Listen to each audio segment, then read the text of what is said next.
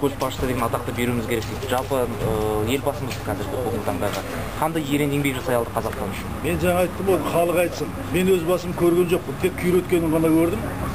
Өзі тоталитарлық қирап жатқан система еді, одан сайын қиратты. Қазақ қайыр тілетісі берді, өз елінде одан сайын жетімнің үйін кешкізіп, одан басқа ешқандай еңбегін тырнақшаның ішінде көрген емеспін. Басқа халық өз пікірін айтсын, жақсы десе, осы жүрген күйлері онда қолдасын, оны мен өзі қолдамаймын. Ал жалпы мына бүгінгі аштық жариялап жатқандарға қатысты не айтасыз? Сіздер оны қолдап келесіздер жалпы? Әрине. Енді жалпы мен аштық жасағанды өзім құптамаймын. Өзі аштық жасайтын жедел түрде шешетін мәселе болады, аштық жасауға. Ал енді созылмалы түрде ұзаққа кететін проблемалар болады. Оны шешу үшін халықты дайындау керек, команда құру керек деген сияқты ол басқа болады. Енді президентті аштық жасап кетіргенге ол демократиялық ел емес, тыңдап құлақ асатындай. Баяғыда біз желтоқсандықтарды түрмеден босату үшін 15 мамырда 90 жылы аштық жариялағанбыз желтоқсан партиясы. Одан кейін менің мына азаматтарымды, желтоқсандықтарды, азаттықтарды мына Дзержинский ескерткішін құлатқанымыз үшін, ядролық қаруды Ресейге беріп қойғанымыз үшін, қарсы акциялар жасағанымыз үшін мені қамады. Съезге кетіп бара жатқан жерімде Бішкекке ұстап. Одан кейін мені халық босатып алды, 3 күннен кейін губернаторды қоршап. Одан шықсам, менің 4-5 адамды қамап қойған екен, тағы да кәдімгі уголовный дело қозғап, ескерткіш құлатқаным үшін тағы басқа. Соларды босату үшін мен жедел аштық жариялауға мәжбүр болдым. Мен 60 адам қолдады, парламент алаңында жатып жариялағанбыз 92-де. Оның екінші бір қыры тоталитарлық жүйенің қайтадан Қазақстанға оралғанын халыққа мәлімдейін деп, ескертейін деп жарияладым.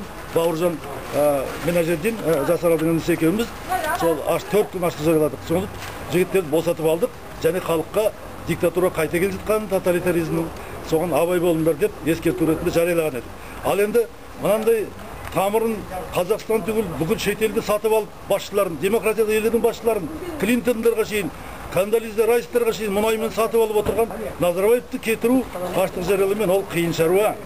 Бірақ мен төтенше жағдай болған екен, 1 мамыр күні осы шабуыл жасап партияның адамдарына, Алға партиясының адамдарына, бүкіл милициялар тағы басқа. Ондай кезде зорлық, қорлық көрсеткеннен кейін әрине жариялауға мәжбүр болып отыр. Болмаса шынын айту керек, 25 наурызда көптеген ұйымдар, ұлттық ұйымдар мына мұражайда, Ықылас атындағы музыка аспаптар мұражайында отанды құтқару ұлттық майданын жариялағанбыз. Ал ол майданның басты міндеті Қазақстанды қайтадан Ресейге отар етіп жатқан тыйым салу. Сол шартты бұзу. Қазақстанды қайтадан Ресейге отар етпеу еді.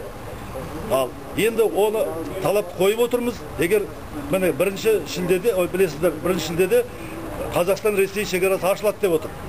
Егер сол ашылар болса, біз шын мәнінде 29 маусым күні 1 аштық бастайық деп едік, ұйымдасқан түрде.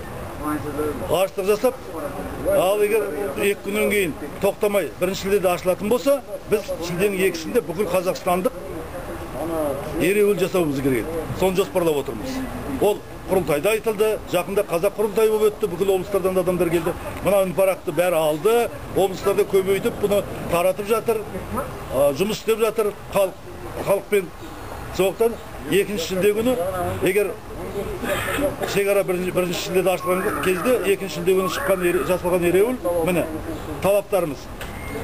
Егер талап орындалмай 1 шілдеде Қазақстан Ресей шекарасы ашылып тасталар болса, 2 шілде күні бүкіл халықтық, бүкіл қазақстандық ереуілге шығып, Қазақстан басшылығын биліктен кетіру.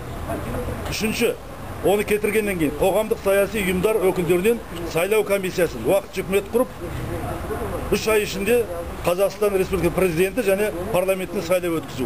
Біздің жоспарымыз осы еді. 29 маусымның бастап еді аштықты. Бірақ бүгін оны басталып кеткен екен мінекей. Біз енді қолдаймыз. Әрине кет деген ол кете қоймайды. Жабысып отырып 5-6 рет өтірік сайлау өткізіп. Бірақ бұл халықты осы жасырыл бастаған азаматтардың бұл әрекеті Назарбаев кет дегеннің өзі әлде болса көңілдерінде дүдамал бір ойлар бар адамдардың тағы да тереңірек ойланып, неге бұл жігіттер солай айтты екен деп ойлануына әлі де бізге қосылмай жүрген азаматтарға ой тастайды деп ойлаймын.